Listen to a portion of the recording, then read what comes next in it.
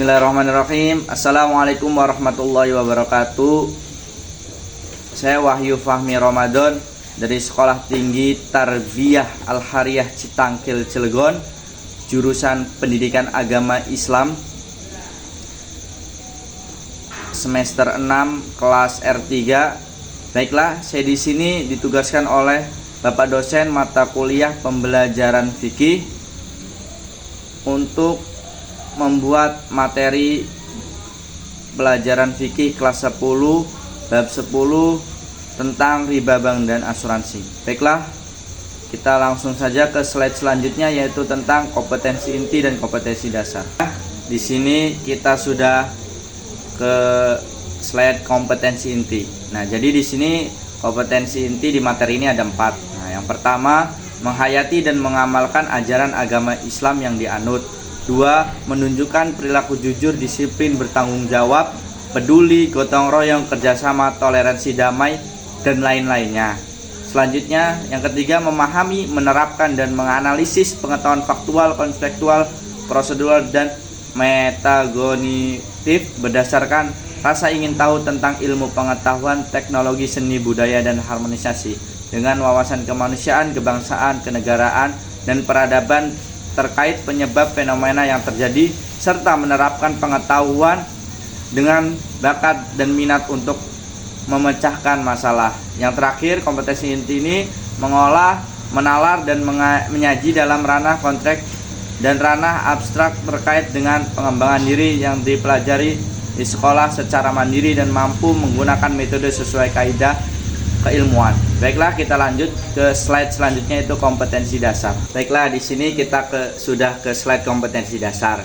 Nah, di sini kompetensi dasarnya ada 4 juga. Yang pertama, 1.10 menghayati hikmah dari larangan praktek riba, bank dan asuransi. 2.8 mengamalkan sikap kritis dan hati-hati terhadap segala praktik riba dan sikap kerjasama dalam praktik perbankan dan asuransi.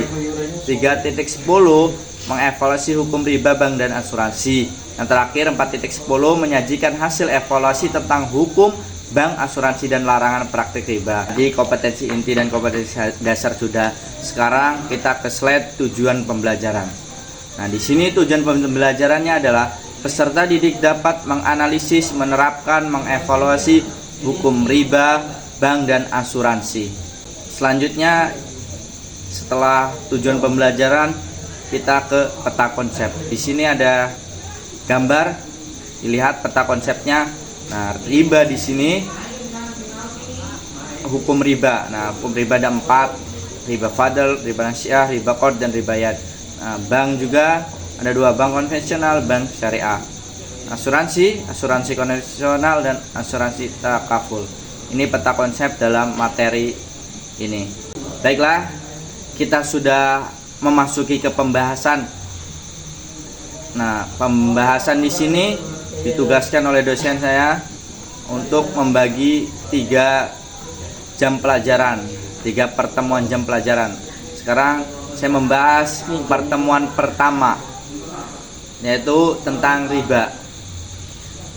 Riba berasal dari kata bahasa Arab yang memiliki arti tambahan ziyadah, yang berarti tambahan pembayaran atas uang pokok pinjaman.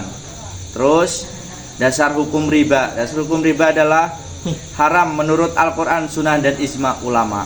Selanjutnya, dalil hukum riba harami.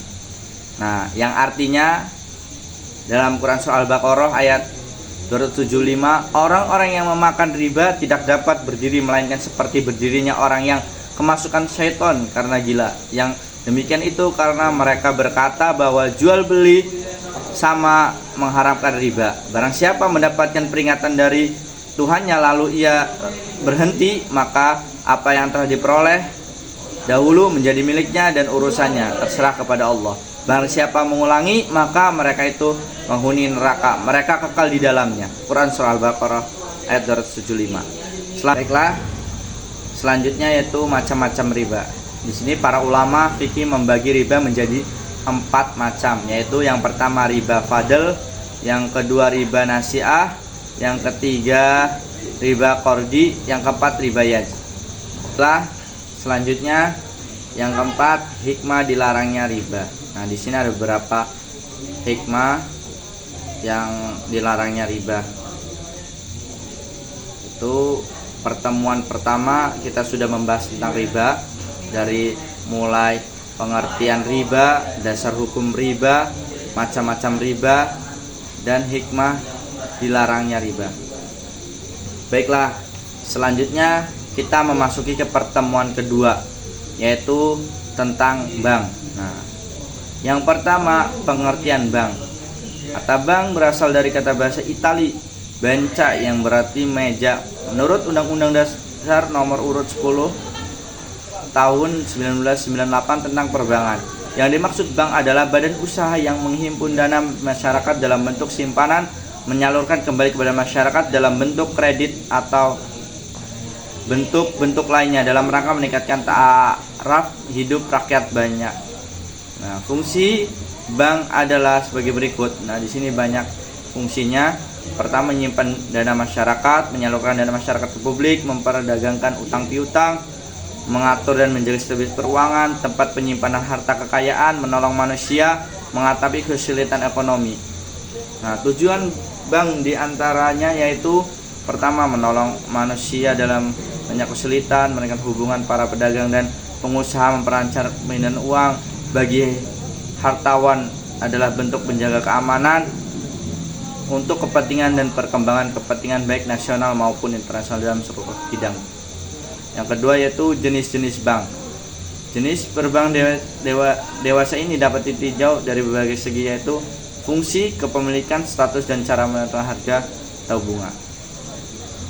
Yang secara fungsi di sini ada dua, hukum umum, bank perkreditan rakyat. Dari segi kepemilikan di sini ada 5, milik pemerintah, milik swasta nasional, milik koperasi, milik asing, milik campuran. Sedangkan menurut jenis sistem pengelolaan bank itu ada 2, bank konvensional dan bank syariah. Nah, bank konvensional yang sistemnya bunga ada 2 jenis, yaitu bank umum dan bank perkreditan rakyat. Sedangkan bank syariah, karena belum adanya kata sepakat dari para ulama tentang hukum bank konvensional, sementara umat Islam harus mengikuti perkembangan ekonomi sehingga perlu jalan keluar, maka lahirlah bank syariah dengan prinsip bagi hasil. Selanjutnya itu hukum bank dalam Islam. Nah, hukum bank dalam Islam ini para ulama memperdebatkan keabsahan sebuah bank. Nah, di sini ada beberapa para ulama yang mengharamkan, dan ada juga yang tidak mengharamkan, dan ada juga kelompok para ulama yang menganggap syubhat. Itu pertemuan kedua tentang bank. Baiklah, kita sudah memasuki akhir pertemuan, yaitu pertemuan ketiga tentang asuransi. Di sini di pertemuan ketiga ini tentang asuransi ini ada pengertian asuransi dan pengertian asuransi dalam Islam, perbedaan asuransi konvensional dan asuransi syariah, manfaat asuransi, dan hukum asuransi dalam Islam. Sekarang kita bahas tentang pengertian asuransi. Nah, secara umum kata asuransi berasal dari kata Inggris yaitu insurance, yang artinya jaminan. Menurut istilah, pinjaman bertanggung bersama antara 2 orang atau lebih. Sedangkan pengertian dalam Islamnya adalah asuransi. Ke dalam konteks asuransi Islam terdapat beberapa istilah, antara lain takaful, takmin, dan Islamic insurance. Istilah-istilah tersebut dasar tidak berbeda satu sama lain yang mengandung makna pertanggungan atau saling menanggung. Selanjutnya, perbedaan asuransi konvensional dan asuransi syariah.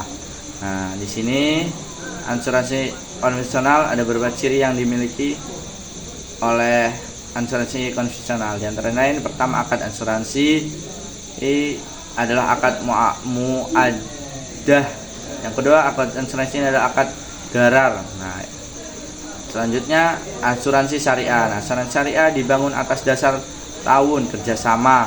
Asuransi syariah tidak bersifat muadah, tetap ada baru atau mudarabah. Selanjutnya, manfaat asuransi. Nah, di sini ada beberapa manfaat asuransi syariah. Silahkan dibaca oleh teman-teman. Nah, selanjutnya yaitu hukum asuransi dalam Islam. Ada 3 hukum asuransi dalam Islam ini. Yang pertama, haram, mubah, syubhat. Alhamdulillah, kita sudah memasuki akhir pertemuan. Semoga apa yang saya sampaikan, yang saya tampilkan di materi ini bermanfaat bagi kalian semua dan diri saya sendiri. Mohon maaf apabila banyak kata yang salah. Terima kasih telah menonton video ini. Wassalamualaikum warahmatullahi wabarakatuh.